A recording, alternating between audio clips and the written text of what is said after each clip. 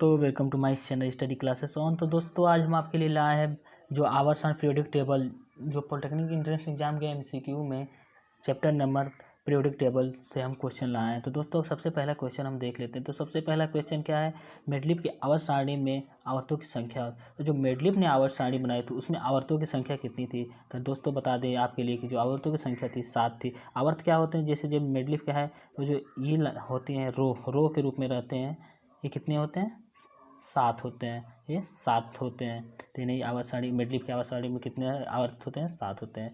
Hello, दूसरा question क्या है, दूसरा क्वेश्चन है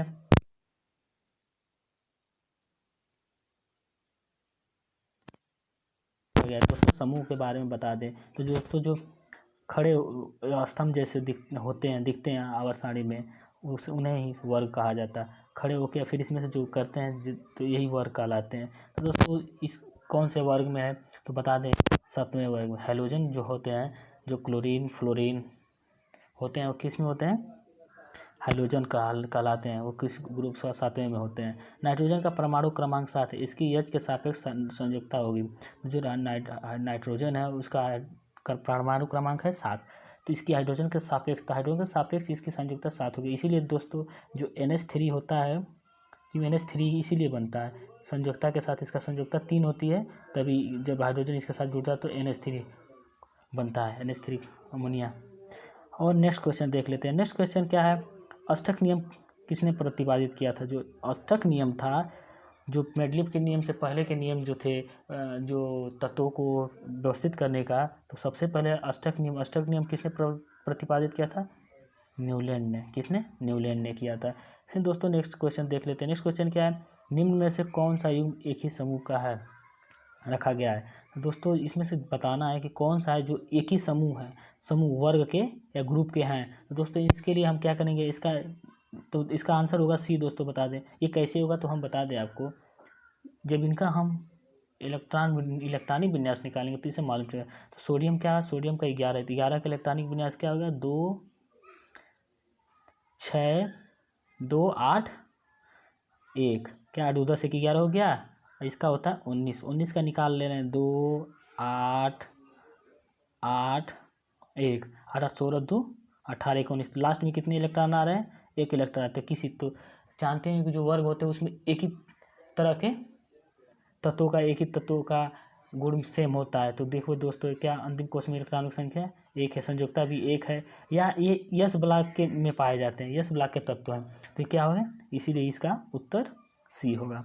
नेक्स्ट क्वेश्चन क्या है, यूरेनियम सदस्य है, जो यूरेनियम है सदस्य, तो दोस्तों इसका उत्तर होगा ए, एक्टिनाइड श्रेणी का। एक्टिनाइड श्रेणी क्या होते हैं, जो रेडियोएक्टिव तत्व होते हैं वो एक्टिनाइड श्रेणी में होते हैं।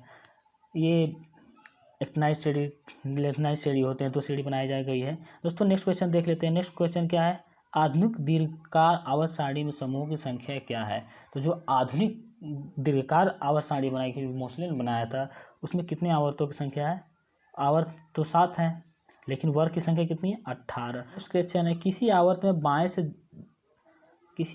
बाएं से दाएं बढ़ने पर तत्वों को क्या आता है। तो मान लीजिए ये आवर्त है, इस आवर्त में हम बाएं से दाएं ऐसे रहता है आवर्त सारणी, तो हम बाएं से दाएं बढ़ते हैं, इस साइड, ये बाएं हो ये दाएं, ऐसे बढ़ रहे हैं।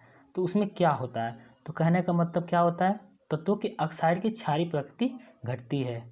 क्या होगा, डी, तत्वों की क्षारीय प्रकृति घटती है। जैसे जो होता है ये क्या है, प्रथम समूह द्वितीय समूह ऐसे है। तो जो प्रथम समूह क्या है, धातु क्षारीय होते हैं, लेकिन जब जैसे जैसे इधर जाएंगे तो जो हैलोजन होते हैं, हैलोजन क्लोरीन फ्लोरीन होते हैं, ये क्या होते हैं, ये अम्लीय हो जाते हैं, तो क्षारीय प्रकृति घटती है, यही इसका, इसलिए इसका उत्तर होगा डी। आगे चलते हैं, आगे क्या क्वेश्चन कह रहा है, परमाणु क्रमांक 17 वाले तत्वों का आवर्त सारणी में स्थान बताइए। तो कह रहा है परमाणु क्रमांक 17 वाले तत्वों का आवर्त सारणी में स्थान बताना है। तो दोस्तों 17 का इलेक्ट्रॉनिक विन्यास निकाल लेंगे तो हो जाएगा। तो क्या होगा, 2 8 8 2 10, इसके बाद 7 हो गया। तो दोस्तों कक्ष की संख्या कितनी, 1 2 3 3 है कोषों की संख्या। जब कोष की संख्या 3 हो तो क्या होगा, आवर्त 3 में होगा, आवर्त 3 में होगा। जब कोषों की संख्या 3 रहे तो आवर्त 3। तो दोस्तों आवर्त क्या है, यही आवर्त 3 आवर्त 6 आवर्त 4 आवर्त 2, तो आवर्त 3 किस में मैच कर रहा है, ये। और वर्ग की संख्या 7 कैसे होगी? तो दोस्तों जो लास्ट में हम निकाले हैं 2, 8, 7 निकाले हैं, तो जो अंतिम कोष में इलेक्ट्रॉनों की संख्या क्या है? 7। तो इसीलिए इससे हम मालूम चलता है कि ये आवर्त 3 और वर्ग 7 में रहने वाला है, ये तत्व है उस वर्ग का। और नेक्स्ट क्वेश्चन क्या है? आवर्त सारणी में वर्ग सेकेंड ए के तत्व होते हैं। जो आवर्त सारणी होते हैं सेकेंड ए के तत्व, उसमें सेकेंड ए में कैसे तत्व हैं? तो हम जानते हैं कि क्षारीय मृदा धातु होती हैं। तो क्षारीय मृदा धातु क्या होते हैं? प्रबल धात्विक होते हैं। क्षारीय मृदा धातु प्रबल धात्विक होते हैं, जिसमें मैग्नीशियम होते हैं। मैग्नीशियम जो धातु होता है वो होता है, बेरिलियम होता है, कैडमियम होता है, ये सब क्या होते हैं? सेकेंड ए के धातु हैं, तत्व हैं। आवर्त सारणी के एक खड़े वर्ग के तत्वों में प्रायः, आवर्त सारणी है कि एक ही खड़े वर्ग के तत्वों में प्रायः क्या होते हैं? तो दोस्तों जो आवर्त सारणी उसके वर्ग होता है, उसमें जितने तत्व रहेंगे वो क्या होंगे?